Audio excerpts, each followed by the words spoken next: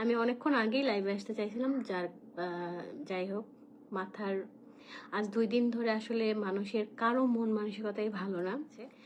যার সাথে যখন দেখা হচ্ছে সবাই একটা কথা নিয়েই পড়ে আছি, সেটা হচ্ছে ইকরা আপু। সত্যি কথা বলতে আসলে আপুকে আমার অনেক বেশি ভালো লাগতো। আপুর ভিডিও আমি মাঝে মধ্যেই দেখতাম, তো অনেক সুন্দর কন্টেন্ট করতো। উনি ওনার হাজব্যান্ডের প্রতি খুবই ছিল, এটা ওনাকে দেখলেই বোঝা যেত।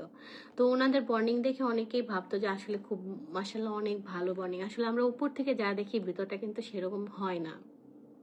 প্রত্যেকটা রিলেশনের মধ্যে আমরা ভাবি যে আসলে এদের বন্ডিংটা অনেক ভালো, এরা বুঝি অনেক হ্যাপি, অনেক ভালো লাইফ করতেছে, কিন্তু আসলে সবার লাইফেই কষ্ট আছে।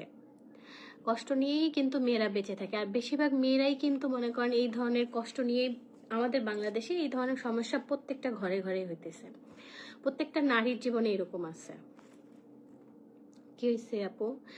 এই যে ইকরা আপু সুইসাইড করলো, তার আলবির যে নাটক করে, তো ওনার নাটক আমার আসলে ভাবে নাটক দেখা হয় না, যেটা হচ্ছে সত্যি কথা। তবে হ্যাঁ, আপুর মাঝে মধ্যে যে টিকটকে ভিডিও ছাড়তো বা ফেসবুকে যে ব্লগ ছাড়তো ওনার ছেলেকে নিয়ে, ওনার ছেলের হাসিটা এত বেশি সুন্দর লাগতো, আমার অনেক ভালো লাগতো বেবিটাকে।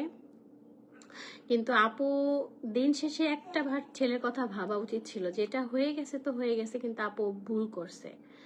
এই ভুলের সমাধান কি? এখন আপুর জন্য পুরো দেশ আমরা এখন একই অবস্থা। সবসময় ওই কথাই ভাবে, কেন এটা হলো, চলে গেল পরদেশে, কিন্তু বেঁচে থেকে তো কিছু একটা করতে, অ্যাটলিস্ট ছেলের জন্য তো বাঁচতে পারতো আপু। ছেলেকে নিয়ে মানুষের লাইফে অনেক কিছুই হয়, তার জন্য কি মানুষ সুইসাইড করতে হবে? আপু এটা খুব ভুল ডিসিশন নিয়েছে। এত ভালো একজন স্ট্রং, যে কিনা এত স্ট্রং, তাকে দেখে কিন্তু আমরা নিজেরাও অনেক বেশি স্ট্রং হয়েছে। আপুকে দেখি প্রায় সাক্ষাৎকারে খুবই তার হাজবেন্ডকে নিয়ে অনেক প্রশংসা করে, অনেক ভালো কিছু করে। তো যখনই কিনা ঘুরে ফিরে আপুর কথা মনে হয়, তখন হচ্ছে রিজিকের কথা হচ্ছে সব থেকে বেশি মনে হয়, যে বাচ্চাটা কত কিউট, মাশাল্লাহ খুবই কিউট, আপুর মতোই কিউট হয়েছে।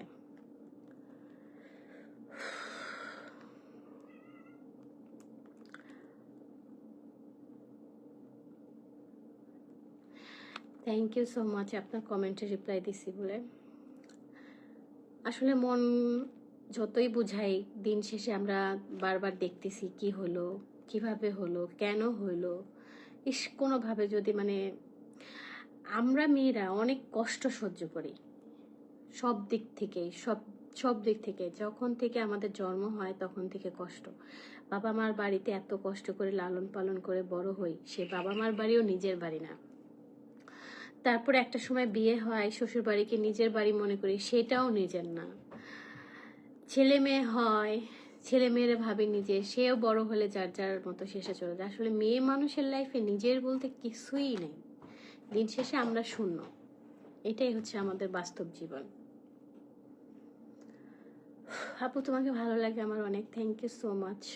সবাই আসলে আপুর জন্য দোয়া করবেন, আপুর আত্মার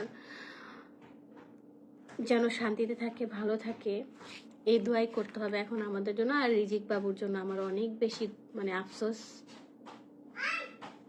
আমার বেবি আছে, ও আছে এখনো খেলাধুলা করতেছে, খেলতেছে। তবে এখন কথা একটাই, সবাই কিন্তু আমরা যেই বর্তমান যুগে চলতেছি, আমাদের হচ্ছে ইনোসেন্ট বেশি কাজ করে। আমরা আপু হচ্ছে হাজবেন্ডের প্রতি অনেক উইক ছিল, যার কারণে হচ্ছে আমি আসলে বুঝতে পারতেছি না কোন কথা রেখে কোন কথা বলবো।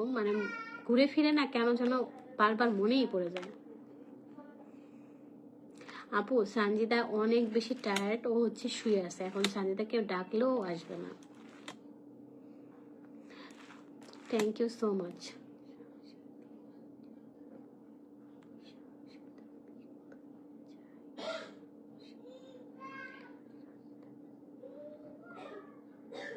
না না, ওই আঙ্কেল তুলতে চাইনি, তুলতে চাইছে ওই ফুলালি মেয়েটা।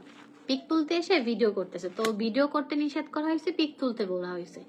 এর জন্য ওই মেয়েটা ফুল বিক্রি করে, তো উল্টা পাল্টা কমেন্ট করছে। আসলে ওর কিন্তু ফুলও ছিল না, ওর ঝাঁকাতে আপনি ভালো করে দেখবেন 3টা ফুল, ও কিন্তু ফুল বিক্রি করার উদ্দেশ্য আসে নাই, ও কিন্তু আসছে একটা গ্যাঞ্জাম করার উদ্দেশ্যে, যাতে ওদের ভিডিও করে যাতে ভাইরাল হতে পারে, এই টাইপের কিছু। কিন্তু ভাই নেগেটিভ ভাবে ভাইরাল হওয়ার কি দরকার? তুমি পজিটিভ ভাবে তো মানুষ ভাইরাল হতে পারে, তাই না?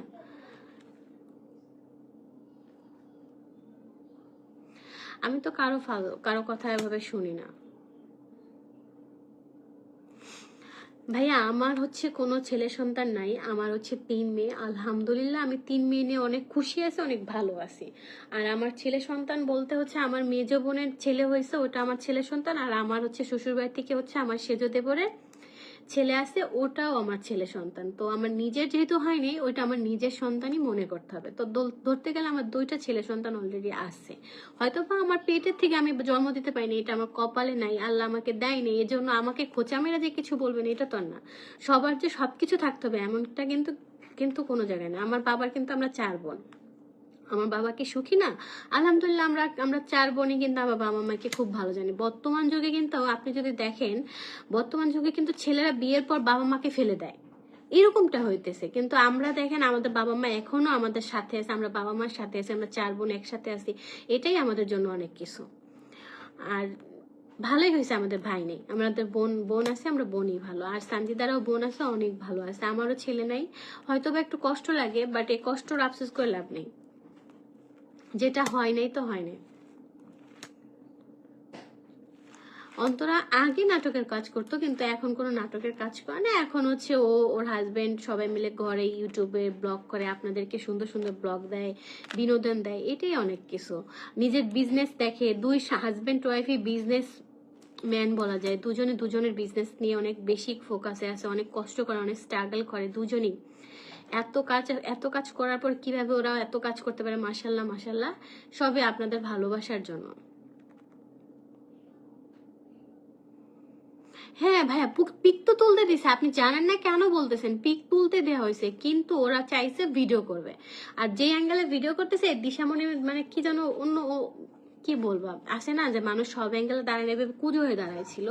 তো হঠাৎ করে কুজো হয়ে দাঁড়ার পর যদি ভিডিওটা নেয়, ভিডিওটা কি সুন্দর হবে? দেখতে খারাপ দেখা যায় না? তখন তো আপনারাই বলবেন দিশামণির ভাবছে একটা, দিশামণি এটা। যখন উল্টাপাল্টা ভিডিও ছাড়বে তখন তো আপনাদের কাছে খুব ভালো লাগবে।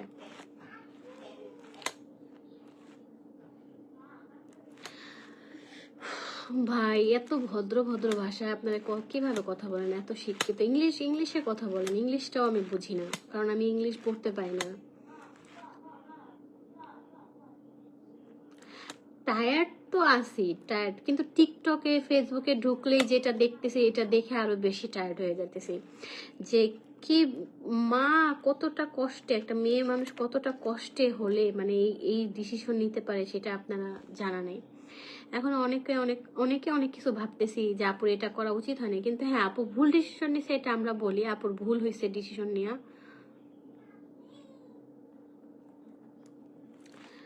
ভাই তোমার ভালো লাগে না তুমি চলে যাও, তোমার তোকে এখানে বসে থাকতে পারে না। কার কে শয়তান না শয়তান তুমি এইগুলি কেন বলতে আসছো? চলে যাও না আমাদের লাইফ থেকে, বেয়াদব।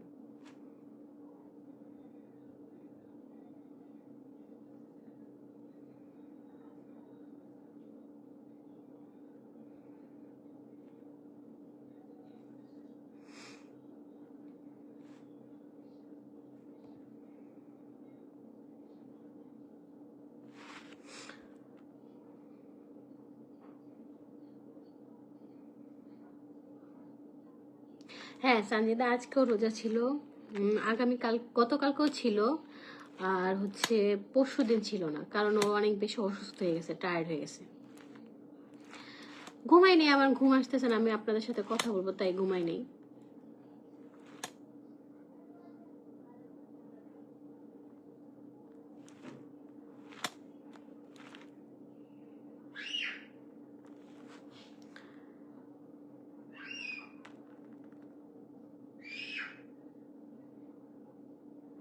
ভাইয়া ওইটা আমি অলরেডি বলে দিছি, ওই ফুল আলী মেয়েটা আসছিল ছবি তোলার জন্য, তো ছবি তুলতে দেওয়া হয়েছে, কিন্তু ওর সাইড থেকে আরেকটা মেয়ে ভিডিও ছবি তোলার পরে হচ্ছে একটা এরকম দিশামণি এভাবে এভাবে দাঁড়াইছিল, ওই ভিডিওটা তুলে নিচ্ছিল। তো ওইটাই বলা হয়েছে যে ভিডিও না করে আপু ছবি তুলো, এটা কেন বলা হয়েছে তার জন্য সে উল্টাপাল্টা অনেক কিছু বলছে।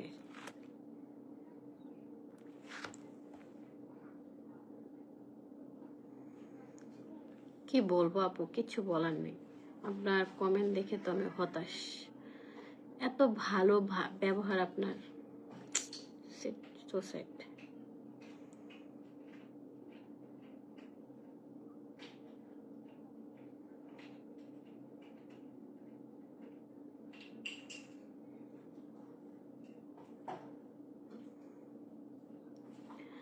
ভাই একটা স্টুপিড আসছে, স্টুপিডের কোনো কাজ নেই কাম নেই, সে লাইভে এসে বসে গল্প করে, কি বলবো। যাই হোক ভাই, আপনাদের এইসব সবার কমেন্ট ভালো, একটা ব্যক্তির বাদে সবার কমেন্ট আমার খুব ভালো লাগছে। তো আজকের মতো সবাই ভালো থাকবেন, সুস্থ থাকবেন, আল্লাহ হাফেজ। যদি আমার কথায় কখনো ভুল ত্রুটি হয়ে থাকে প্লিজ ক্ষমার দৃষ্টিতে দেখবেন। আজকের মতো এই পর্যন্ত, আল্লাহ হাফেজ।